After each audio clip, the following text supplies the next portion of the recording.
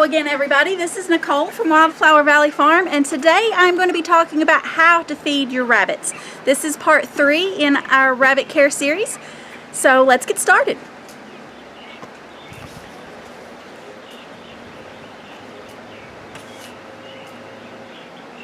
There are actually multiple different ways that you can feed rabbits if you are raising them for meat.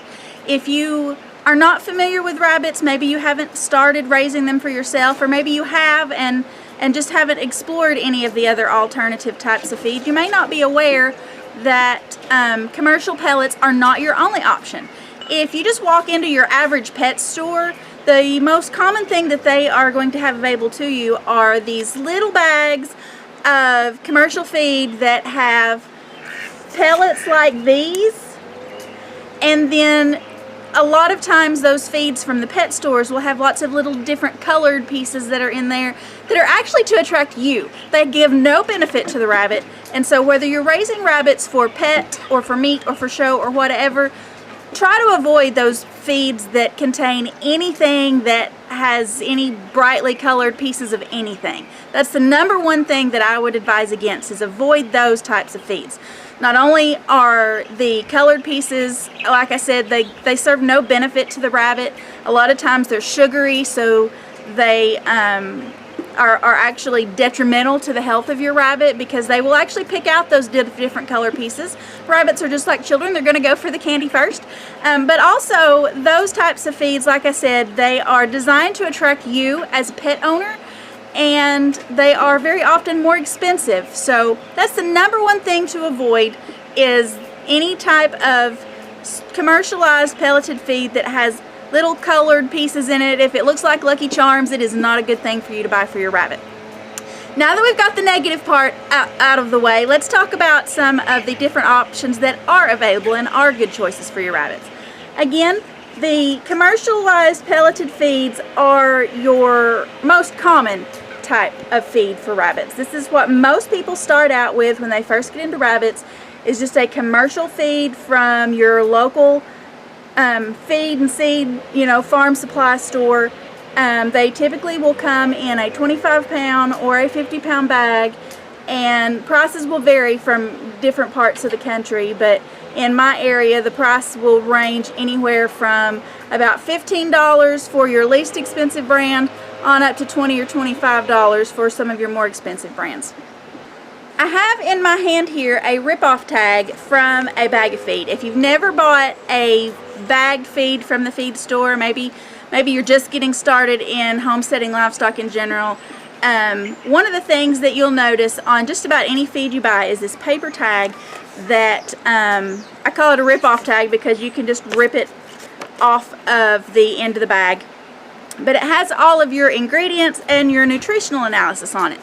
And one thing I do want to point out that I have learned just recently is if you're buying a feed, whether it's for rabbits or horses or goats or whatever, if the feed analysis, the nutritional analysis is printed on the bag itself, that usually means that the quality of the feed is more consistent. They're always going to have the same ingredients. They're always going to have the same nutritional value. If it's printed on a paper tag, that means that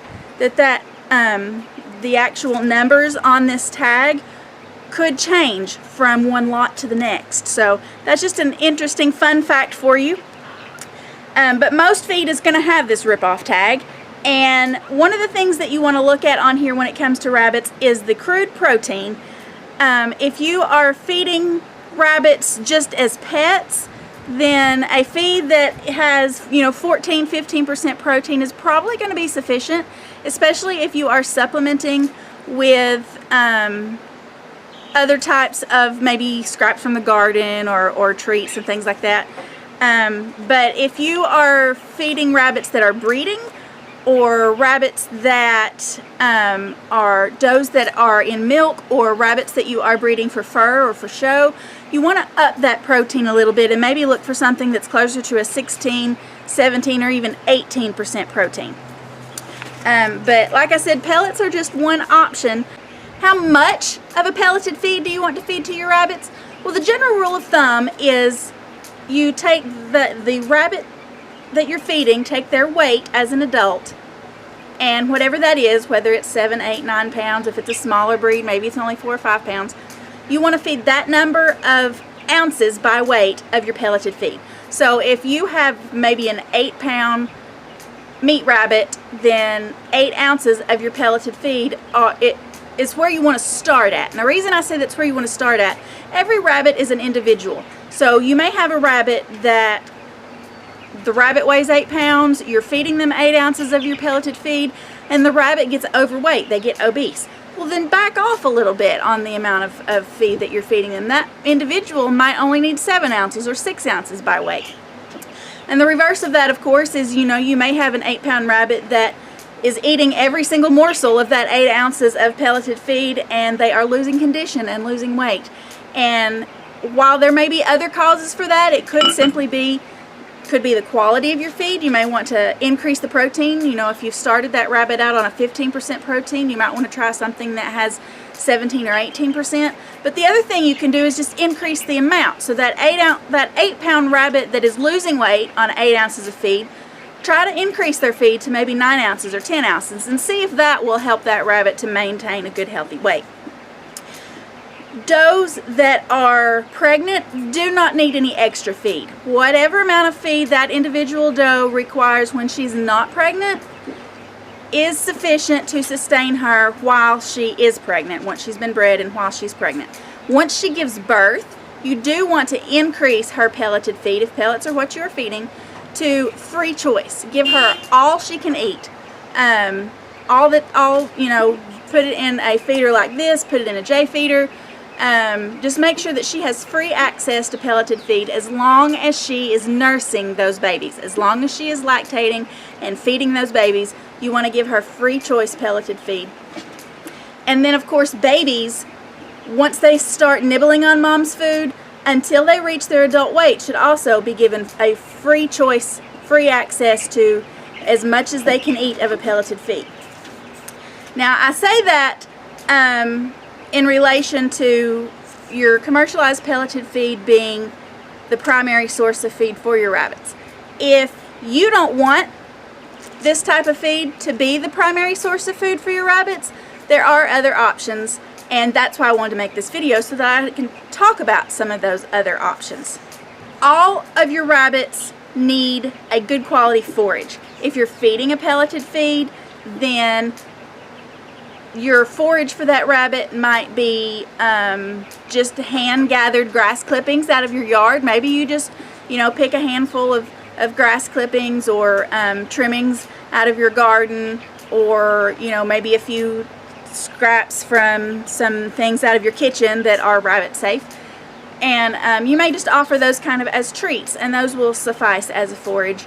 But your primary form of forage for most rabbits should actually be a good quality hay. Any kind of grass hay is fine. If alfalfa hay is what you have access to, then you can feed alfalfa, but interestingly, alfalfa is the primary ingredient in most of your pelleted feeds. So if alfalfa hay is what you have access to, if that's what you are feeding to your rabbits, then you can actually back off and decrease the amount of pelleted feed that you are feeding to your rabbits.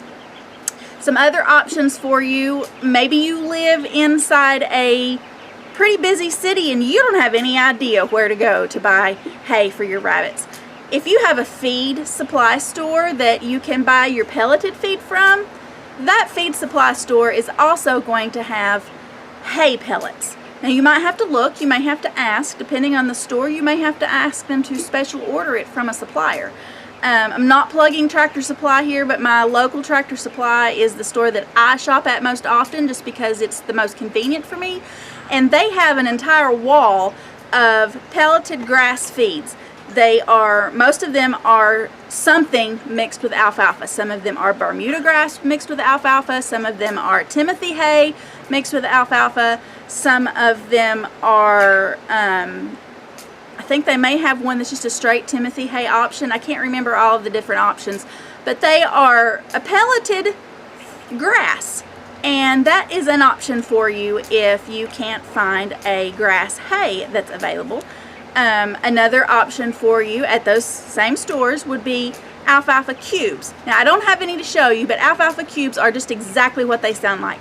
They are alfalfa that has been chopped up real fine and compressed into a cube that's just about 1.5 inches, maybe 2 inches square, and they the length of the cube will vary just because the machine that compresses them kind of spits it out in a long tube, and they break off in different pieces. So you may have some that are this long, you may have some that are this long, but if you've seen them before, you understand what I'm talking about.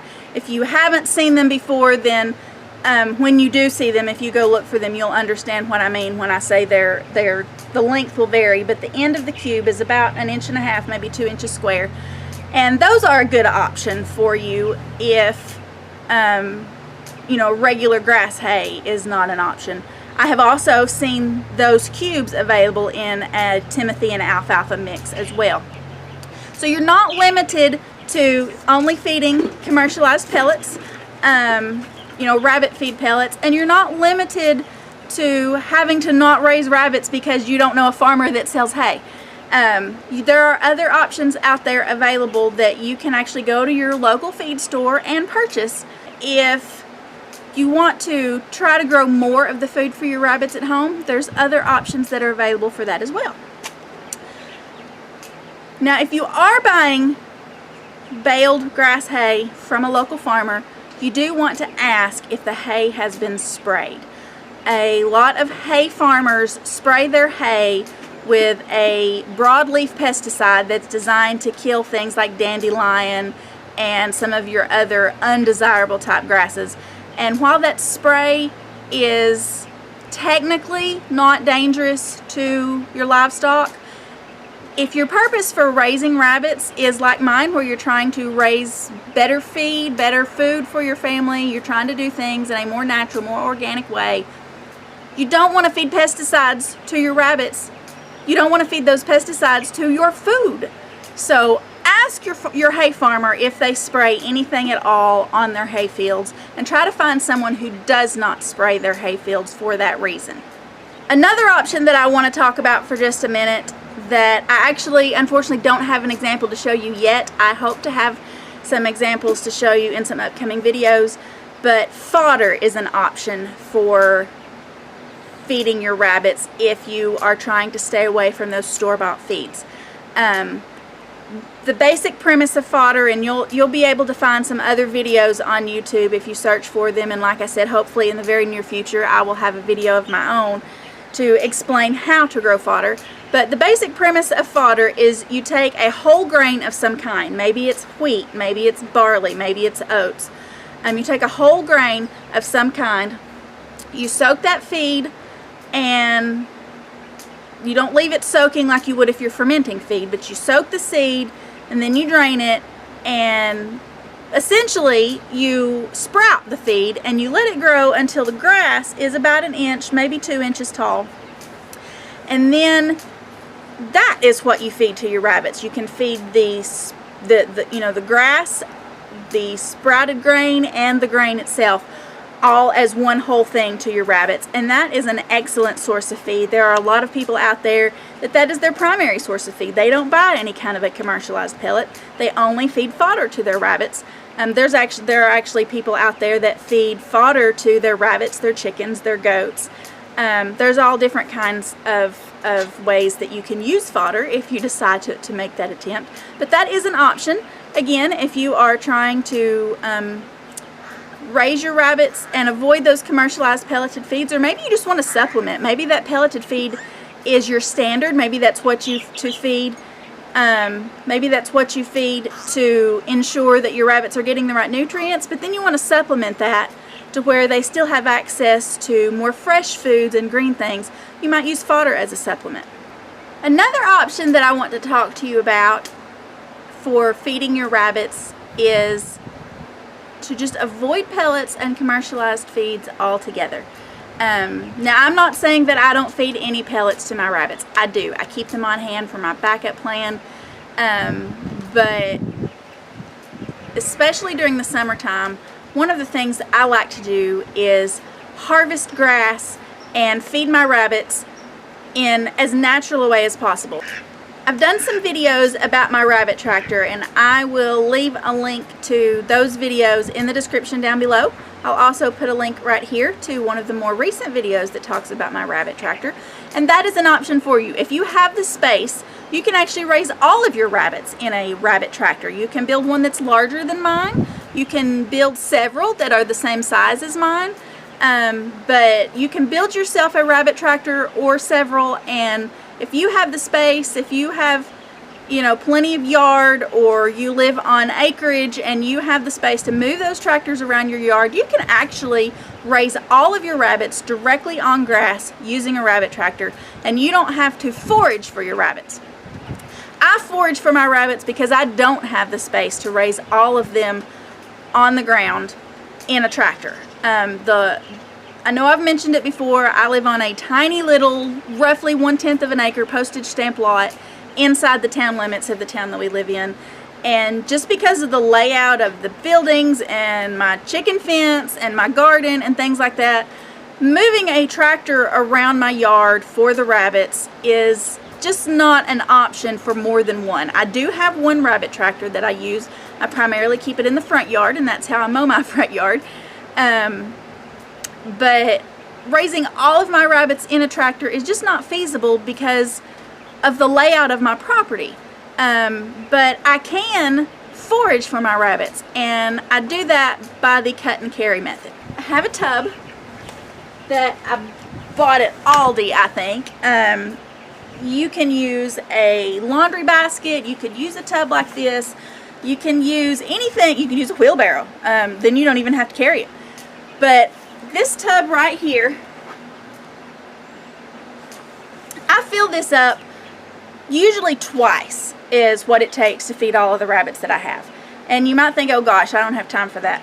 It takes me less than 10 minutes to fill this up twice. I fill it up, dispense what's in it to as many rabbits as I can, and then if I need to collect more, then, you know, it just takes me 2 or 3 more minutes to collect enough for the rest of those rabbits.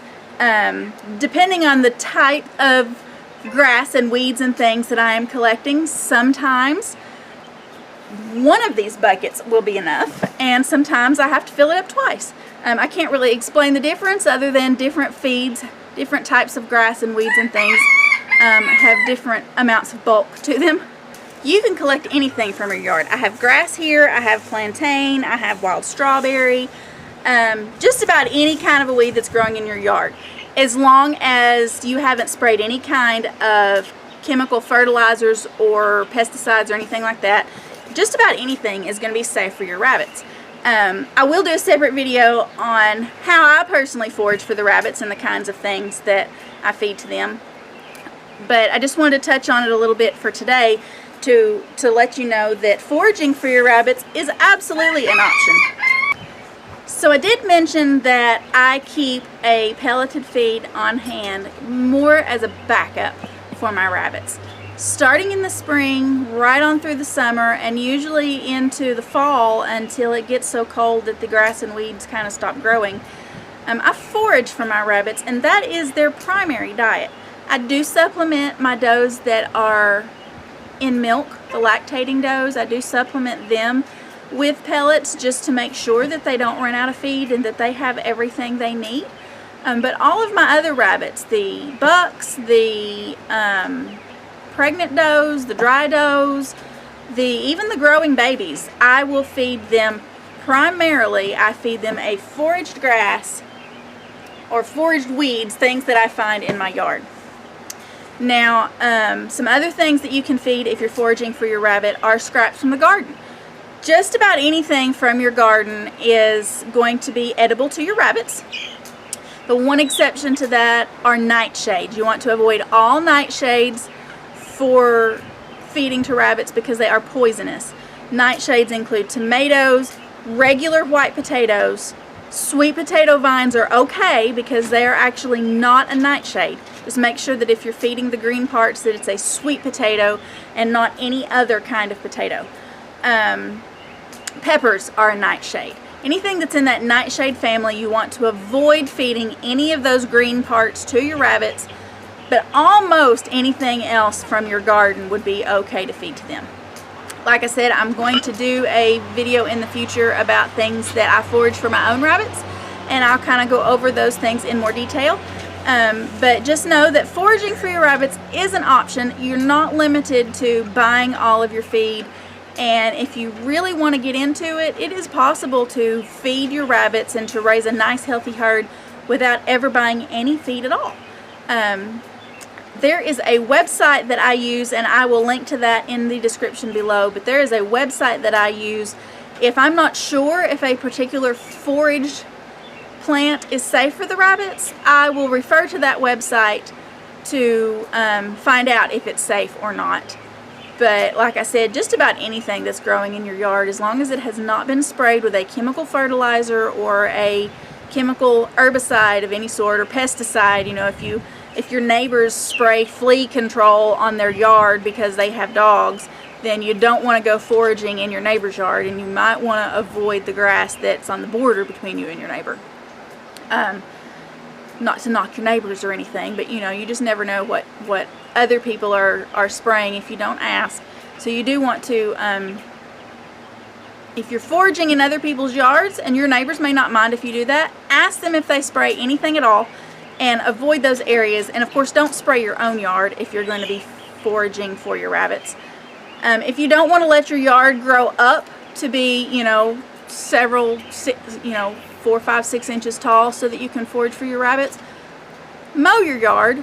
Maybe if you consider mowing it with one of the old-fashioned non-motorized push mowers, that might be a good idea. If you mow your yard with a gas-powered lawnmower, you probably don't want to bag those clippings and feed them to your rabbits. You might want to compost those instead. But aside from that, as long as you're not spraying any kind of chemical fertilizers or herbicides or pesticides, pretty much anything you gather from your yard should be safe. So that is going to be all for today's video. I hope that some of the information that I have shared has been helpful to you in some way. If you want to see more videos from us like this in the future, let us know that, so that I know that it is something you find interesting. Click the subscription button down below if you haven't already, and click the bell icon beside it so that you'll be notified anytime we upload a new video. And be sure to check out the description down below for links to all of our social media accounts. Thanks for watching.